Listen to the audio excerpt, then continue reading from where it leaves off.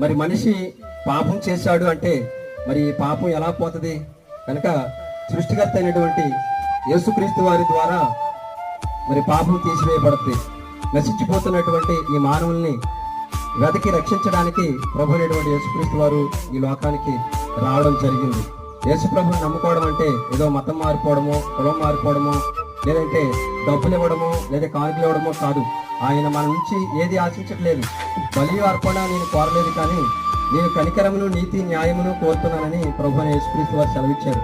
కనుక ఈ భూమి మీద బ్రతుకుతున్నటువంటి మనము, యథార్థంగా బ్రతుకుతున్నటువంటి వారైనా, నీతిమంతులు బ్రతుకుతున్నటువంటి వారైనా విశ్వాసం ద్వారా రక్షణను పొందాలనేది క్రీస్తు యొక్క మరి అనాది సంకల్పం.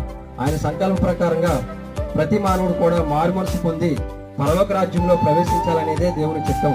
కనుక మరి పరలోక రాజ్యం సమీపించినది, మారు మనసు పొందండి అని ఆయన సువార్త ప్రకటించడం జరిగింది.